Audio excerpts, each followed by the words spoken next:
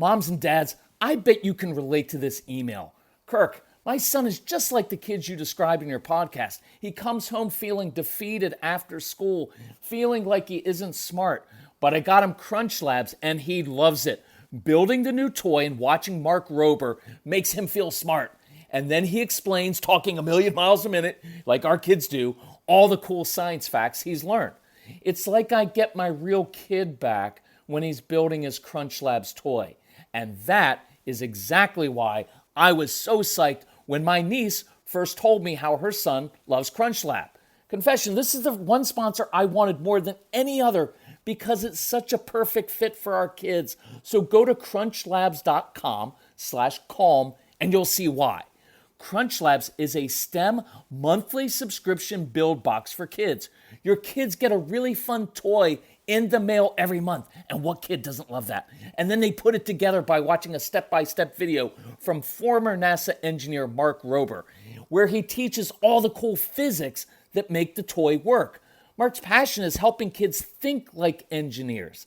And this helps your kids develop resilience and problem-solving skills while having a ton of fun.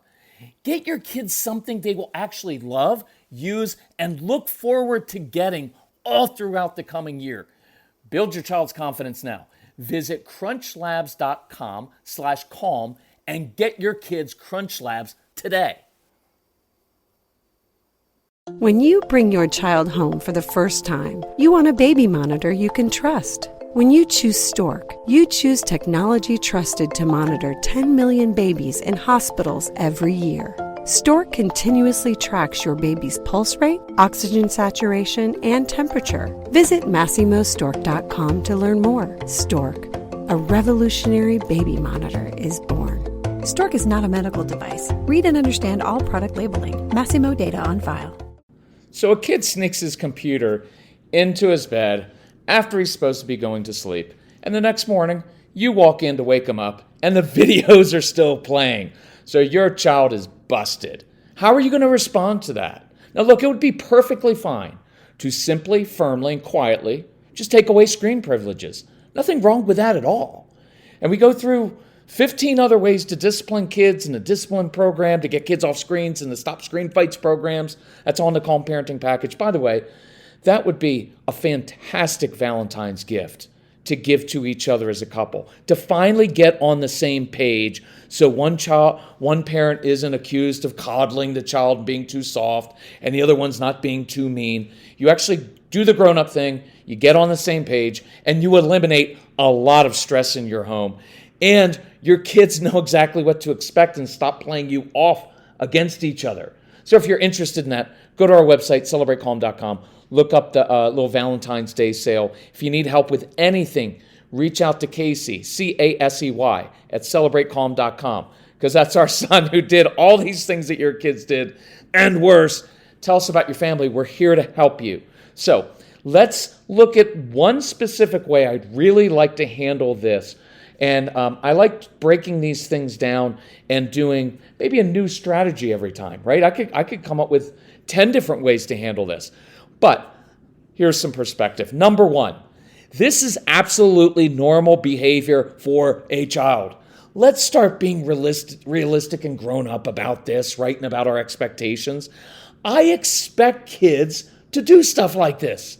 Seriously, it would be weird if your kids never pushed the limits or never tried to get away with things. So don't take it as some personal offense and they're being defiant. Yes, it's wrong. Nothing wrong with calling it that, but don't get outraged and so upset about this. He's just doing what a kid does, right? Remember, many of you grew up like I did watching Leave It to Beaver. It was a show about a kid who did dumb stuff every single episode and got in trouble for it. And you know why that show was popular? Because it reflected reality of what we did as kids. So, yes, you can be frustrated by it, but you can also smile a little bit inside knowing, good try, son, but next time, turn the movie off and hide the computer. Look, I want you to know, I'm on the back end of this, right? Casey's 28. We've worked with 1,500 kids.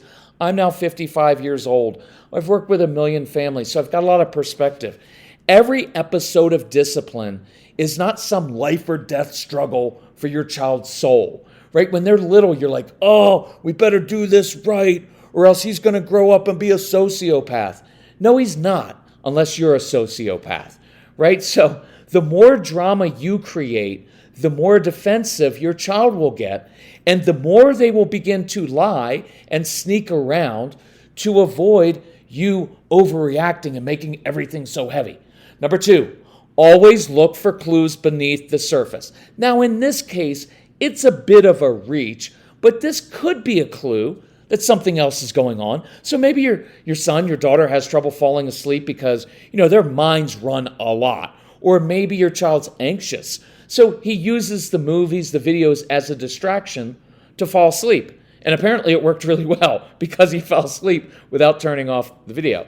It doesn't excuse what he did, but if you react, you may miss something instructive, right? We've worked with families where the kids wake up in the middle of the night and they steal stuff, food, take it to their rooms, right? And some of it's stimulation. They love the strategy. They're bored. They love the strategy of thinking, how can I get away with this? How can I get down there in the middle of the night without waking my parents up? And then there's a certain amount of stimulation fun from getting something you're not supposed to have and eating it in the middle of the night. So again, you can discipline a number of different ways. But in that case, if I find a way to stimulate that child's brain and challenge them in other ways, like having them start their own little business and give them a goal of like, if you reach X number of dollars, I will match the amount that you give to charity. And I'll match a percentage that you want to use to save or invest. See, it's all about not just reacting to outward behavior. It's about meeting internal needs. That's a very different approach, and that's what we teach you. So, number 3, when you react in the moment, you miss opportunities. See, we as parents get so hell-bent on disciplining and making sure he knows what he did was wrong that we miss on opportunities, right? Because we want him to know he did something wrong, want him to own up to it, we want him to admit that he won't do it again, and we want him to apologize. And there's nothing wrong with that. But confronting your child in the moment usually leads to a defensive posture and more lies, and usually it leads to shame. And that's why learning to control yourself and stop talking so much is so important. Didn't mean to shame you there, but I need you to stop talking so much. So, number 4, we do not want to give in to kids or let them get away with things. Absolutely not. We want to address issues in a way that leads to contrition, problem solving, and giving them tools to make better choices that actually benefit themselves. Right? I'll do that in a separate podcast, but we have this us against them kind of mentality during discipline, and really it's no, I'm on your side. This is a gift I am giving you so that you don't keep making choices that bring harsh consequences on yourself, right? And so for most of us, number 5, let's think, what is our usual reaction? I was talking to Dad, and he was like, my old reaction would have been anger at his disobedience. And think about this. That kid, when he wakes up, knows he gets busted. Guess what he's expecting? Anger, disappointment, a lecture, confrontation. But instead, the dad who I was talking to said this: I made a tough choice. He ignored the computer and he just went about doing the morning routine with his son. And here's what happened next. Number 6. On the ride to school, his son actually confessed. He told his mom and dad what he did. Bingo. That's what we're looking for. See, you gave him space that led to contrition rather than a confrontation. When you give a child space to wrestle with these things themselves, they will often come back to you and own it. But when you hover over them, just demanding an apology, it usually backfires, right? So this dad, in this specific situation, gave his son some time instead of jumping on him, instead of disciplining right away. Because we have this thing of like, we have to discipline right away. Well, sure, I want you to discipline promptly, but not right away all the time. Because I want to give our kids time and space to reflect. And I want the contrition instead of the shame. See, when you create a defensive response, you're not having a conversation anymore. You're not going for problem solving. You're not even teaching anymore. You're just having a confrontation and you're shaming your child.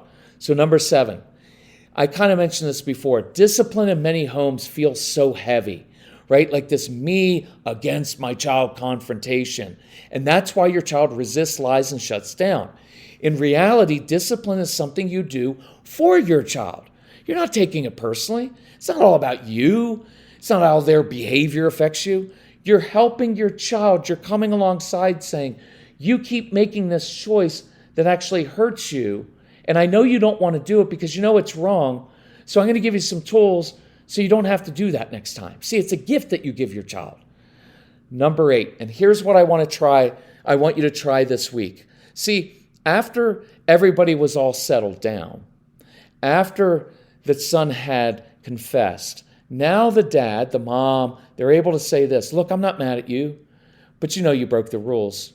So, I'm curious, what do you think an appropriate consequence should be for that? See, you're teaching, you're showing, you're having a dialogue, right? What do you think your consequence should be, right? It's giving the child some ownership.